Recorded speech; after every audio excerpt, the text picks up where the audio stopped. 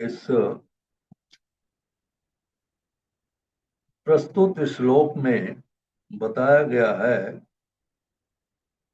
कि इंद्र ने घोड़े को चुरा ले जाने की इच्छा से सन्यासी के जो जो रूप धारण किए वह नास्तिकवाद दर्शन के प्रतीक है।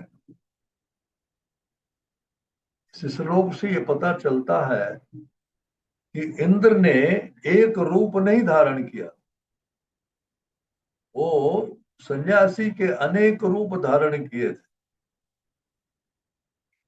जो छद्मवेश कहलाते। आप सभी जानते हैं कि इंद्र को अपने पद की सुरक्षा की चिंता बहुत रहती। जब कोई इस धरातल पर तपस्या करने लगता है, ध्यान करने लगता है, यज्ञ करने लगता है, तो इंद्र को ये भय सताने लगता है कि कहीं ऐसा न हो ये मेरे सिंहासन पर कब्जा कर, मेरा जो पद है स्वर्ग में छीन न ले। उसे इस बात का भय सताने लगता है। एक बार देवर्षि नारद जब हिमालय की तराई में गए और बहुत सुंदर वहां का दृश्य उन्होंने देखा, तो उन्हें लगा कि यहाँ भगवान का स्मरण करना चाहिए, और आसन लगा करके बैठ गए। अक्सर देखा जाता है भक्त लोग जो है अच्छा स्थान देखते हैं, निर्मल स्थान, रमणीक स्थान देखते हैं, तो उनकी इच्छा होती है यहाँ बैठकर कुछ देर चैंटिंग करें। तो नारद जी भी वहां ध्यान लगाने बैठ गए, और ध्यान जब लगाया उन्होंने तो उनकी समाधि लग गई, और समाधि में देख करके इंद्र घबरा गया। इंद्र घबरा गया कहीं ऐसा न हो कि हमारा सिंहासन नारद जी हड़प लें। तो उसने अनेकों उपाय किए कामदेव को भेज करके। यहाँ पर रामचरितमानस में गोस्वामी तुलसीदास जी लिखते हैं कि जो कामी है, लालची है, ये कौवे की तरह सबको डरते रहते हैं। जैसे आपने देखा होगा, कौवा सबसे भयभीत रहता है, भले उसका कोई अहित ना करे, फिर भी वो डरता रहता है कहीं ऐसा ना हो पत्थर से मार दे मुझे। और इधर उधर चारों तरफ दृष्टि घुमा घुमा के देखने लगता है। यही स्थिति इंद्र की है। इंद्र को कौवे की तरह गोस्वामी तुलसीदास जी ने बता दिया। हाँ? जे कामी लोलुप जग माही, कुटिल का कई वस बही डेराही। सूख हाड़ लई भाग सठ, स्वान निरखी मृगराज। छीन ले जनु जानु जड़, तिन सुरपति निलाजो। कहते हैं ये कुत्ता हड्डी चबा रहा था, और सामने से उसने देखा शेर आ रहा है। तो शेर को जब देखा उसने, तो उसके मन में ये शंका हुई कहीं ऐसा न हो शेर मेरे मुंह की हड्डी छीन ले, और हड्डी मुंह में दबा करके वो भाग लिया। हाँ? अब आप सोचो कुत्ते की मानसिकता क्या है। अगर सिंह को हाँ, हड्डी चूसना होगा तो वो किसी का शिकार करके वो हड्डी का सेवन कर सकता है, न कि वो कुत्ते के मुंह से हड्डी छीनेगा। किंतु देवराज इंद्र को ऐसा भय हो रहा था कि कहीं ऐसा न हो देवर्षि नारद मेरे सिंहासन को छीन न ले। इसलिए वो नाना प्रकार का उपक्रम किया। इसी प्रकार आप देख रहे हैं यहाँ जब महाराज पृथु यज्ञ का अनुसंधान किए, यज्ञ करने लगे, तो इंद्र को भय हो गया कि कहीं ऐसा न हो कि हमारे सिंहासन को ले ले, हमारे अधिकार को छीन ले। तो यज्ञ को सफल न होने के लिए उसने उपाय रचा। यदि हम घोड़ा ही वहां से चुरा लें तो यज्ञ संपन्न होगा ही नहीं। तो घोड़ा चोरी करने के लिए इंद्र ने छद्म वेश धारण किया, नकली सन्यासी बना। और जब से इंद्र नकली सन्यासी बना, तब से इस संसार में नकली सन्यासियों की एक परंपरा चालू हो गई। जिसे देखो वही सन्यासी का वेश धारण करके इधर उधर घूम रहा है। गोस्वामी जी ने एक जगह और लिखा है कि नारी मोई गृह संपत्ति नासी, मुड़ मुड़ाए हुए सन्यासी, ये भी प्रनुसन पाँव पूजा वही, उभय लोक निज हाथ नसावही। स्त्री मर गई, संपत्ति को बेच खाए, जुआ में, शराब में, मांसाहार में, व्यभिचार में संपत्ति खत्म हो गई। अब उनकी जीविका के लिए कोई साधन नहीं रहा, तो सिर मुड़ा दिए क्षौर क्रिया करके, और सन्यासी का वेश धारण कर लिए और झोली लटका करके घूमने लगे। अब उन नकली सन्यासी को लोग समझते हैं कि ये असली है। यहाँ तो पहचान नहीं है कि असली कौन है, नकली कौन है। अब वो ब्राह्मणों से भी पैर धुलाते, पिछला कर्म तो खराब किया ही था, इस स्थिति को प्राप्त हुआ, और ये वर्तमान कर्म को भी खराब कर रहा है, जिससे आगे का जो भविष्य है वो अभी अंधकार में। तो इस प्रकार से हम देखते हैं कि आज के युग में जितने भी सन्यासी घूम रहे हैं, इसमें ऑलमोस्ट, यानी कुछ परसेंट ऐसे हैं जिन्हें आप कह सकते हैं जिन्होंने किसी परंपरा से, प्रामाणिक परंपरा से, जैसे चार संप्रदाय हैं वैष्णव के, किसी प्रामाणिक वैष्णव संप्रदाय से जिन्होंने वर्णाश्रम का पालन करते हुए और संन्यास दीक्षा ग्रहण की है, वही मान्य है। अन्यथा जिनकी कोई परंपरा नहीं है, जिन्होंने किसी वैष्णव संप्रदाय से संबंध नहीं रखा है, ऐसे ही कपड़े पहन करके तथा कथित लोगों से कान में मंत्र ले लिए और सन्यासी बन गए, ऐसे लोग जो है इस समाज को छल रहे, ठग रहे हैं। लोग इनके बहकावे में आ जाते। इसीलिए गोस्वामी जी कहते हैं, तुलसी देखी सुबेश, भूल ही मूढ़न चतुर नर, सुंदर के की पेख।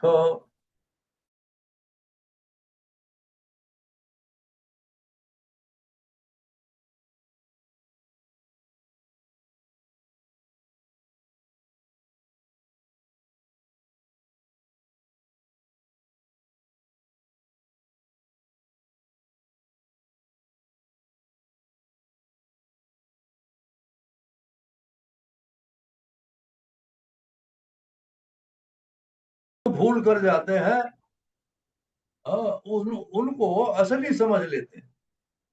इसीलिए आप देखिए, भागवत में तृतीय स्कंध में जब भगवान कपिल माता देवहूति को उपदेश दे रहे थे साधु संग करने के लिए, तो माता देवहूति ने भगवान कपिल से पूछा, कैसे पहचानेंगे असली साधु है कि नकली साधु है। तो भगवान कपिल ने उनको उदाहरण दिया, समझाया। भागवत में तितिक्षव कारुणिका सोयदम सर्वदेहिनाम, अजात शत्रव शांता, साधव साधु भूषण। साधु के लक्षण बताए उन्होंने। साधु तितिक्षु होता है, सहनशील होता है, और जीव मात्र के लिए वो करुणा उसके अंदर होती है। हाँ, और सबका सुहृद होता है। सुहृद का मतलब होता है बिना किसी स्वार्थ के दूसरों का जो हित चिंतन करे, हित सोचे, हित करे, उसे सुहृद कहा जाता है। सभी प्राणियों का सुहृद होता है। जैसे भगवान ने कहा है, सुहृदम सर्वभूतानाम, मैं सबका सुहृद हूं। तो साधु भी सबका सुहृद होता है, उसका कोई शत्रु नहीं होता, अजात शत्रु, उसका कोई शत्रु नहीं होता। अजात शत्रु साधु साधु नाम, साधु साधु भूषण, ये साधु के आभूषण है, भगवान कपिल ने माता देवहूति को बताया। लेकिन आज कल के तथा कथित जो संन्यास वेश धारण करके घूम रहे साधु सन्यासी के रूप में, कहा गया है शास्त्र में, पहले अनादिकाल से सन्यासी त्रिदंड धारण करते थे, त्रिदंड धारण करते थे। ये तो महाप्रभु चैतन्य जी के समय से सन्यासी जो है, ये शंकराचार्य जी के समय से एक दंड सन्यासी हो गए। तो सन्यास की परंपरा में गुरु शिष्य परंपरा से जो चली आ रही परंपरा, जैसे वर्णाश्रम धर्म है, ब्रह्मचर्य, गृहस्थ, वानप्रस्थ और संन्यास, तो इन आश्रमों में धीरे धीरे जो आध्यात्मिक प्रगति करते करते इस अवस्था तक पहुंच जाता है, तो भौतिक जगत से आसक्ति उसकी खत्म हो जाती है, तब वो संन्यास ग्रहण करता है। सन्यासी के लिए ऐसा कहा गया है कि उसके अंदर त्याग की इतनी तीव्र भावना होनी चाहिए, जैसे कहते हैं कि क्या सन्यासियों के लिए वृक्ष फल देना बंद कर दिए हैं? क्या नदियों ने उनके लिए जल देना बंद कर दिया है? क्या पर्वत की गुफाएं उनको आश्रय देना बंद कर दी है? सन्यासी को वन के फल, वन की वनस्पतियों पर, नदियों के जल पर और इस प्रकार जो प्राकृतिक प्रकृति प्रदत्त साधन है उसी पर उसे निर्भर रहना चाहिए। यदि ऐसा वह नहीं कर सकता है तो फिर धनी व्यक्तियों के पीछे पीछे चाटुकारी करने की क्या आवश्यकता है? अगर ऐसा है तो उसे संन्यास धर्म को ग्रहण नहीं करना चाहिए, ऐसा शास्त्र का मत है। किंतु आज कलयुग के लिए गोस्वामी तुलसीदास जी कहते हैं कि मार्ग सोई जाक है जो भावा, वही मार्ग अच्छा है जिसको जो अच्छा लगे। और पंडित अर्थात ज्ञानी कौन है? जो अनाप शनाप बक्के, वही ज्ञानी कहा जाता है। अशुभ भेष भूषण धरे, भक्षा भक्ष जे खाए, ते योगी ते सिद्ध नर, पूज्यत कल जुग माय। जो मांसाहार कर रहे हैं, व्यभिचार कर रहे हैं, जुआ खेल रहे हैं, शराब पी रहे हैं और अशुभ वेश धारण करते हैं, नाना प्रकार के तमाम लाल पीले काले सफेद मालाएं गले में धारण किए हैं, बड़ी बड़ी जटाएं हैं, बड़े बड़े नाखून हैं, अशुभ भेष, इसको अशुभ भेष कहा गया। अशुभ भेष, इनकी वेशभूषा अशुभ है, इनका आचार विचार अशुभ है, इनका आहार अशुभ है। ऐसे लोगों को लोग पूजते हैं इस कलयुग में। उनको समझते हैं कि सिद्ध पुरुष है। तो ये लोग क्या करते हैं? समाज के लोगों को ठगते हैं और समाज के लोग जो है इन पर विश्वास कर लेते हैं। विश्वास क्यों कर लेते हैं? उनको भौतिक लाभ चाहिए और भौतिक लाभ की इच्छा से सोचते हैं कि महात्मा जी हमको हमारी कोई भौतिक इच्छा पूरी कर देंगे, सिद्ध पुरुष है, तो इनसे भौतिक चीजों की याचना। ये तो है स्थिति। प्रभुपाद महाराज तात्पर्य में क्या बता रहे हैं? वैदिक सभ्यता के अनुसार वर्णाश्रम व्यवस्था में संन्यास एक प्रमुख अंग है। संन्यास कोई बाजार का कोई बाजार की चीज नहीं है, वस्तु नहीं है जो खरीद करके उसको अपना ले। ये वैदिक परंपरा में है। मनुष्य को आचार्यों की परंपरा के अनुसार संन्यास ग्रहण करना चाहिए, जहां तहां से नहीं। कपड़े खरीद करके रंग लिए, पहन लिए, कमंडल ले लिए, सन्यासी हो गए, ऐसा नहीं है। परंपरा से इनको इस चीज को ग्रहण करना चाहिए। लेकिन आजकल के अधिकांश तथा कथित सन्यासी, जिनके अंदर ईश्वर चेतना नहीं है, भगवान के प्रति कोई लगाव नहीं है, न भगवान के नाम का स्मरण करते हैं, न बताए गए नियमों का पालन करते हैं, ऐसे ही सन्यासी का वेशभूषा धारण करके घूमते हैं और आम जनता को ठगते हैं। ऐसा सन्यास इंद्र ने महाराज पृथु के ईर्ष्यावश चलाया था। इंद्र ने तो ईर्ष्यावश इस सन्यास का प्रचलन किया, लेकिन इसको लोग असली समझ लिए, असली समझ करके इसको फॉलो करने लगे। और परिणाम क्या होता है, आज संपूर्ण मानव समाज जो है वो दिग्भ्रमित तो हो गया है। ऐसा सन्यास इंद्र ने महाराज पृथु के ईर्ष्यावश चलाया था, और आज कलयुग में फिर वही प्रकट हो रहा है। एक प्रकार से आज का कोई भी सन्यासी प्रामाणिक नहीं है। तो बात महाराज कह रहे हैं, कोई भी सन्यासी प्रामाणिक नहीं है, क्योंकि सन्यासी का कर्तव्य है वो परिव्राजक है, परिव्राजन करके वो आम जनता को, मनुष्य मात्र को वैदिक शास्त्रों का ज्ञान दे और भगवान से परिचय कराए, उनकी सुप्त चेतना को जगाए। सन्यासी का धर्म है ये। किंतु ऐसा हो नहीं रहा है।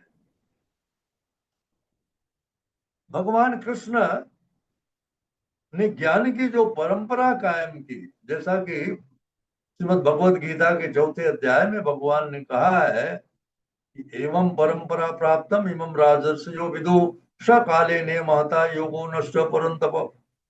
यह जो ज्ञान है, वैदिक ज्ञान की परंपरा जो है, ये भगवान ने चालू किया माध्यम बना करके अर्जुन को, ताकि इस पर लोग चलें और अपने जीवन को धन्य बनावे। किंतु आज देखा जा रहा है कि तथा कथित जो सन्यासी है, ज्ञान नहीं है उनको, 1% भी ज्ञान नहीं है वेद शास्त्र का, सिर्फ रूप बना करके, वेशभूषा धारण करके वो अपनी जीविका चला रहे हैं और कुछ नहीं कर रहे, और लोग उन पर विश्वास कर लेते हैं। किसी को वैदिक जीवन पद्धति में कोई परिवर्तन करने का कोई अधिकार नहीं। वैदिक प्रणाली जो बनी है, ब्रह्मचर्य, गृहस्थ, वानप्रस्थ और संन्यास, इसमें किसी को अधिकार नहीं है कि कोई परिवर्तन ला दे, क्योंकि ये ब्रह्मा से चला आ रहा है, भगवान से, ब्रह्मा से चला आ रहा है, परंपरा से आ रहा है। और परंपरा जो भगवान ने बना दी है उसमें कोई परिवर्तन नहीं कर सकता है। यदि कोई ईर्ष्यावश ऐसा करता है तो उसे पाखंडी समझना चाहिए। पापस्य खंडम यदि पाप खंड, पाखंडम, पाप का खंड, उसे नास्तिक मानना चाहिए। नास्तिक का मतलब जिसको आस्था नहीं है भगवान में, भगवान को मानता ही नहीं, जो कहता है कि कोई भगवान भगवान नहीं, वो नास्तिक है। जो ब्रह्मा, शिव, इनको भगवान के समान समझता है वो पाखंडी हो जाता है, नास्तिक हो जाता है। जैसे यहाँ कहा गया है एक श्लोक में कि यस्तु नारायणम देवम ब्रह्मा रुद्रादि दैवतैः समत्वेनैव वीक्षेत स पाखंडी भवेत ध्रुवम। जो ब्रह्मा और शिव को भगवान के बराबर समझता है वो तुरंत पाखंडी हो जाता है, ध्रुवम। उसका पाखंडी होना निश्चित है, यद्यपि ये वर्जित है। हालांकि ये मना किया गया है, ये वर्जित है। आप 10 नाम अपराधों में भी देखते हैं कि भगवान के नाम को ब्रह्मा, शिव, अन्य देवताओं के समान नहीं समझना चाहिए, ये अपराध है, वर्जित है। लेकिन ऐसे अनेक पाखंडी हैं जो दरिद्र नारायण, दरिद्रों की सेवा वो नारायण की सेवा समझते, दरिद्रों की सेवा को नारायण सेवा समझते, स्वामी नारायण जैसे शब्द करते रहते। ये ऐसे धूर्तों का मनगढ़ंत शब्द है, दरिद्र नारायण स्वामी नारायण, जो कहते हैं कि अरे दरिद्रों में नारायण बसते हैं। ये उनका मत है, न कि किसी वैदिक शास्त्र का प्रमाण है। यद्यपि ब्रह्मा तथा शिव जैसे देवता तक नारायण की समता नहीं कर सकते। एकले ईश्वर कृष्ण और सब वृत्त, प्रभुपाद महाराज ने स्पष्ट कहा है कि एकमात्र श्री कृष्ण ही भगवान है और सब उनके नौकर चाकर हैं। जब ब्रह्मा और शिव जैसे उच्च कोटि के देवता भगवान की क्षमता नहीं कर सकते, तो तथा कथित ये दरिद्र नारायण, स्वामी नारायण, ये कैसे उस परंपरा को इधर उधर कर सकते हैं, कोई परिवर्तन उसमें ला सकते हैं। इस प्रकार से मनुष्य मात्र को सचेत रहना चाहिए कि आज समाज में जो नाना प्रकार की भ्रांतियां हैं, उससे सचेत रहना चाहिए उनको।